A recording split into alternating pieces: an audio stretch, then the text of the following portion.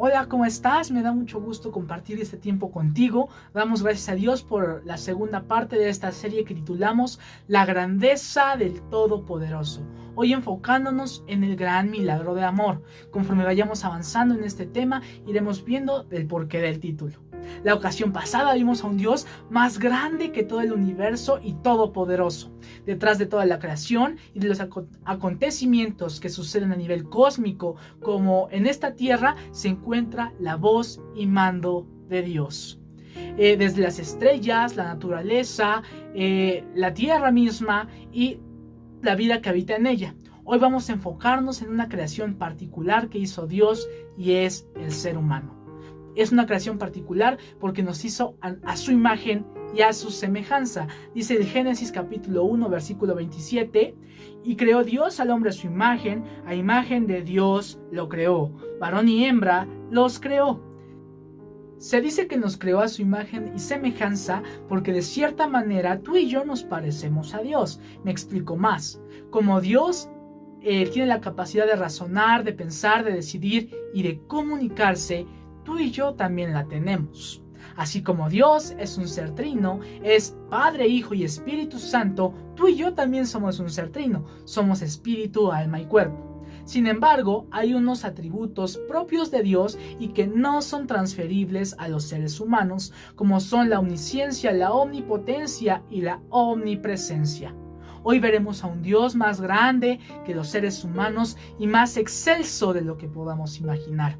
Dice Isaías capítulo 40 versículo 22: Él está sentado sobre el círculo de la tierra, cuyos moradores son como langostas. Él extiende los cielos como una cortina, los despliega como una tienda para morar. A comparación de Dios, los seres humanos somos muy pequeños, somos nada. Somos pequeños tanto en entendimiento, en conocimiento y en tamaño. Contra ese Dios todopoderoso que todo lo puede, es contra el ser que nosotros decidimos rebelarnos al inicio de los tiempos. Contra el Dios que tiene el poder de la creación, es contra el que el ser humano decidió separarse por el pecado. ¿Cómo pudimos haber hecho esto? Romanos capítulo 5 versículo 12 dice la escritura: por tanto, como el pecado entró en el mundo por un hombre y por el pecado la muerte, así la muerte pasó a todos los hombres por cuanto todos pecaron. La separación de Dios la tenemos todos los seres humanos en un inicio, porque todos pecamos. Y contra tal cosa nada podemos hacer. Dios es un Dios santo, perfecto, que no se equivoca. Tiene el poder de la creación. Todo es suyo. El universo, esta tierra, el microcosmos también es suyo. Tú y yo nada podemos ofrecerle para que Él perdone nuestros pecados. Por méritos propios no nos podríamos justificar ante su deidad, pensamiento que Job tenía muy en claro, donde la escritura marca en Job 9:2: ¿y cómo se justificará el hombre con Dios? Una situación que era imposible de resolverse por el ser humano, Dios en su grandeza, en su sabiduría, en su todo poderío, lo hace posible. Por eso lo llamamos milagro. Este milagro empieza cuando el creador del universo se hizo carne y vino a este mundo. El mismo que dijo en Génesis 1 que sea la luz y fue la luz, es el que dijo a los hombres: el tiempo se ha cumplido y el reino de los cielos se ha acercado. Arrepentíos y creed en el Evangelio. La tierra tenía el privilegio de que su creador habitara en ella, así como tú y yo tenemos el privilegio de conocer a nuestro creador y de tener una relación cercana con Él. En Cristo, Dios nos enseñaba el modelo perfecto, ideal del ser humano. Él quería que viviéramos en santidad, sin pecado alguno y en comunión con Él. Cristo fue tentado numerosas veces, sin embargo, nunca cayó en alguna tentación como a ti y a mí seguramente nos ha pasado, porque Él sabía que venía a hacer la voluntad del Padre. Hebreos 4:15 dice la escritura: porque no tenemos un sumo sacerdote que no pueda compadecerse de nuestras debilidades, sino uno que fue tentado en todo, según nuestra semejanza, pero sin pecado. Cristo también nos demostró el verdadero significado del amor. Cada cosa que Él hacía, cada milagro que obraba, era para solventar las necesidades de los demás. Sanaba enfermos, echaba fuera demonios, multiplicaba alimento. Todo esto porque nos ama. Y no hizo cosas para vivir Él como un rey, para tener privilegios, cosa que sí merecía. Mateo capítulo 4 versículo 24 dice: y se difundió su fama por toda Siria, y le trajeron todos los que tenían dolencias, los afligidos por diversas enfermedades y tormento, los endemoniados, lunáticos y paralíticos, y los sanó. Sin embargo, aunque estas maravillas y prodigios eran sorprendentes, el propósito de Jesús era aún mayor. La imagen y majestad del Señor hechas carne venían a marcar por completo la historia de la humanidad. Y no solo por dividir los periodos en antes y después de Cristo, no, sino porque la grandeza de Dios que caminó sobre esta tierra venía a proveernos de un milagro de salvación eterna. Romanos capítulo 5 versículo 8 dice: mas Dios muestra su amor para con nosotros en que, siendo aún pecadores, Cristo murió por nosotros. En el que no conoció pecado fue puesto el castigo del pecado. En aquel que no pecó fue puesto el castigo de nosotros, los pecadores. El mismo que con 3 dedos juntó el polvo de la tierra, el que no merecía ser castigado, es el mismo que decidió obedecer al Padre y que su ira fuera derramada en él para que no fuera en nosotros. Jesús en su humanidad tenía miedo de lo que le ocurriría, y no tanto de los latigazos, del sufrimiento, de la humillación que padecería físicamente en la cruz, sino de sufrir la lejanía del Padre, a quien Jesús había dedicado cada instante de su vida, a quien Jesús entregó su alma y decidió obedecer. Ese Padre es el que lo desampararía en el momento más angustiante y doloroso para él, para que contigo y conmigo pudiera estar, venga lo que venga, para siempre. Marcos capítulo 14 versículo 36 lo describe mejor que yo. Dice la escritura: y decía: Abba, Padre, todas las cosas son posibles para ti. Aparta de mí esta copa, mas no lo que yo quiero, sino lo que tú.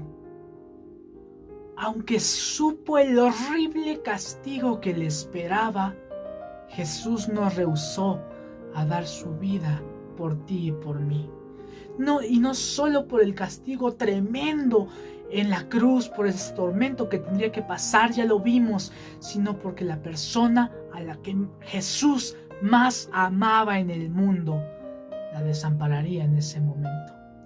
Él dio su vida, el creador del universo dio su vida por ti y por mí, pagando lo que tú y yo merecíamos pagar.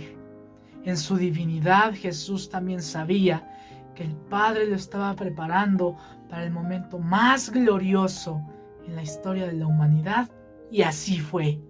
Mateo 27, 50 al 51 dice: mas Jesús, habiendo otra vez clamado a gran voz, entregó el Espíritu.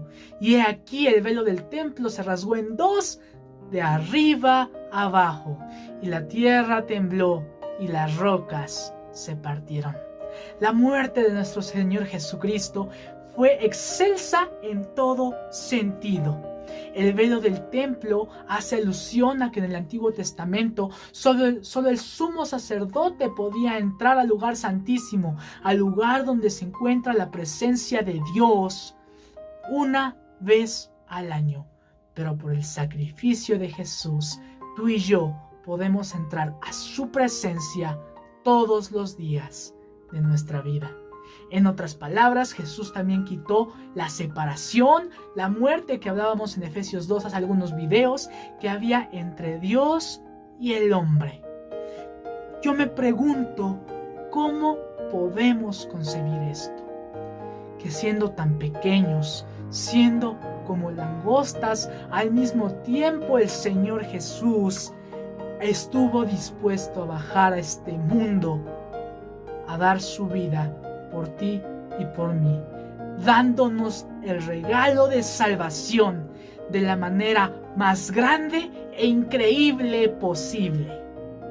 Filipenses 2, versos 6 y 7, refiriéndose a Jesús, dice: el cual siendo en forma de Dios, no estimó el ser igual a Dios como cosa que aferrarse, sino que se despojó a sí mismo, tomando forma de siervo, hecho semejante a los hombres. Vemos que el Señor Jesús no solo dejó su trono, sus privilegios, sus atributos y todo lo que Él tenía para hacerse carne, sino que haciéndose hombre, se hizo siervo. Siendo que Él pudo haber bajado como una autoridad, como rey, como principado, sí, bajó de la manera más humilde posible.